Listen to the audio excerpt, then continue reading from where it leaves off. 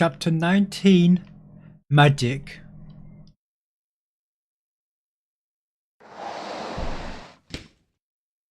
Well, let's part here. The roaring sound of bells. Stopping the car in front of the church, Himka-san let me get off. Tatsumi, no more coming to visit, okay? Eh? Those sudden words, they were never to meet again. It meant farewell. Like what Himka-san did with Yuka. Say, in a town like this, the ones left behind, what should they do? Nothing really. The usual is fine. Say it more concretely. As the words mean, just normally. Be natural. Even though a close person will soon be dying, even though they'd never meet again. Could those left behind there really be normal? Don't say difficult things. Then smile and see me off. That's even harder. And then, turning her back towards me, Himka-san started walking towards the church in front of her. Facing that back, I asked a final question. Himka-san, tell me one last thing. Sure. Nello. Alois, were they happy? Thoughts?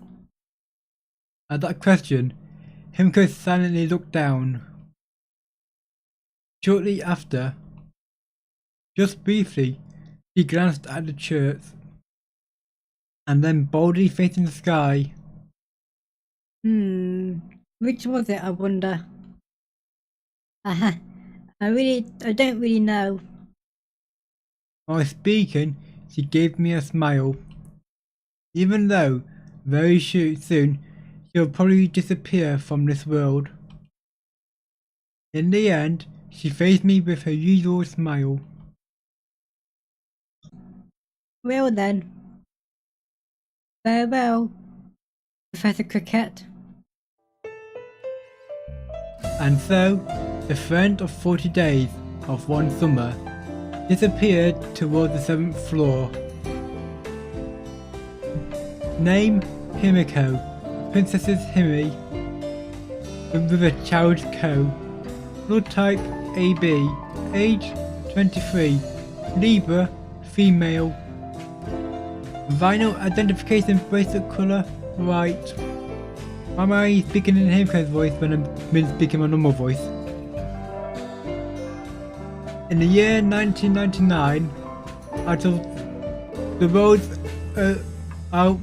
the world's over 1 billion Catholics, one disappeared. Upon me, a strange nickname, and a mysterious magic she cast. And from this world, he disappeared.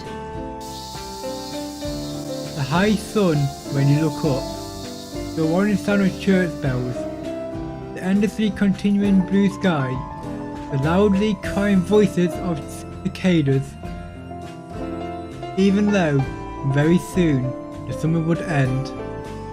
Today also looked to be a hot day.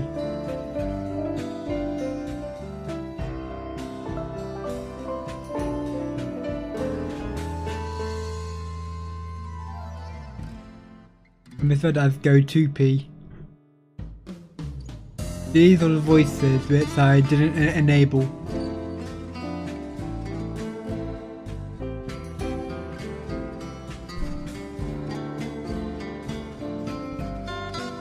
And now, the epilogue. That very long summer ended. Quickly, fall passed, and early Christmas songs were playing in the streets. There was a knock at my door. Tatsumi, a package came. I took the small package from Mother. Normally, I wouldn't be receiving any packages. However, there was only one thing that came to my mind. The package to be delivered on a certain date. That sender's name. With a sense of premonition, I went to check. Alois. Letters written small with a ballpoint pen. It was from Himiko-san. While alive, at what point she sent it out, I didn't know, but she had said that she would give a different thing as a present. And then, tremblingly, with equal amounts of expectation and unease, I opened to look. A one piece? Summarily white, with a cute yellow sunflower pattern. Just like the girl in the Himiko-san's past. It was something that she had said numerous times she would buy for me. The thing that I had seemed to want. I was wrong. The one-piece dress spread in my hands. By the window on a hanger were the wasp pyjamas. And the sailor uniform I was still wearing now. As proof of one of my once normal days, the only piece of clothing other than pyjamas I owned. My heart. Grayed. So just like my voice. So happy. Before I knew it, I was about to pass my arms through the sleeves. But I stopped my hands. And then, once again, returning it to the box, I headed towards where the person who was more worthy of accepting it was. Oh. The lift bell rang. A place I hadn't come to in a number of months. Passing through the side of the nurse's station, my goal was to find her, but she was nowhere to be seen. And the room that was Himiko-san and I had once been in, it was expected, but a name I didn't recognise. Given the old lady in the wheelchair inside a small bow in greeting, I left the 7th floor. While returning, by chance, the courtyard came into view. In that place, here and there, daffodils were beginning to blossom.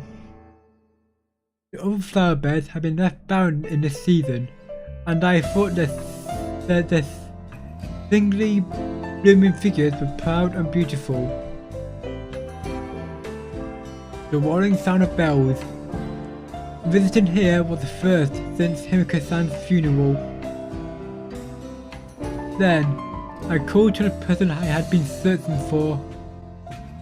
Knew it. You're here with San. Ah, Hesmiyu-san. It has been a while, hasn't it? What brings you to such a place? Because you went in the hospital. Ah, because I stopped being the helper.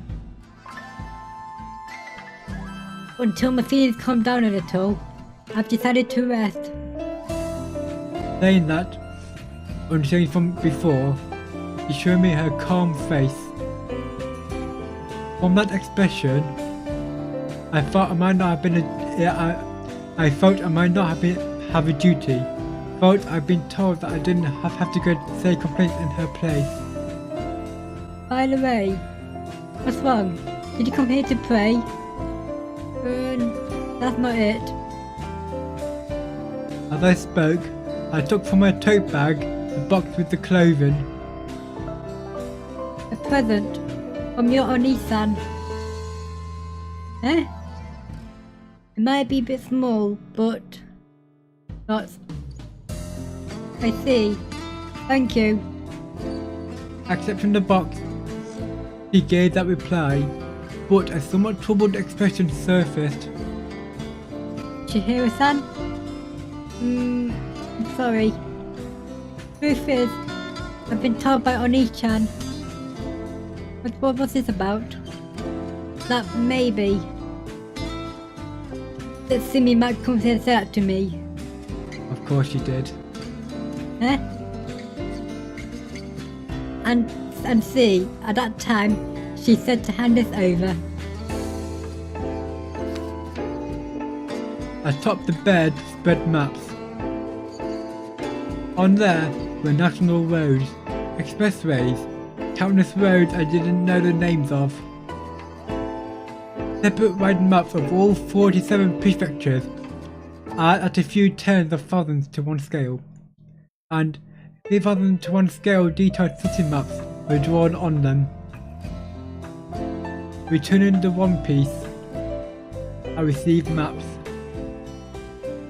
Perhaps Himiko-san had expected this, that I would choose this side. And then, tucked into the maps was a single envelope. What was inside?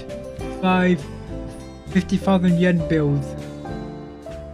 Once, while looking at the map, I messed them up. Yeah, so that's that. So that with just that much, one could go anywhere. This is for smiling at the end. The remaining half of the magic. If there is a prayer, then there is also a curse. Most likely, I would choose neither. I have a feeling I won't be able to choose.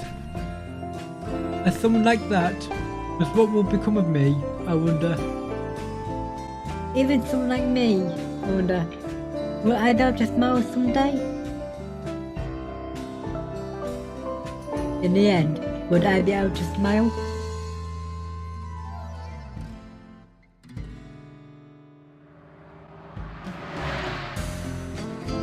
And there's now an epilogue,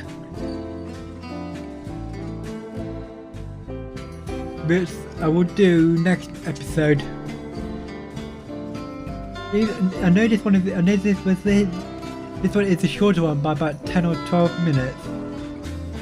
So I'll see you in the epilogue. That's it for this episode. I'm Hesmiyu. Goodbye.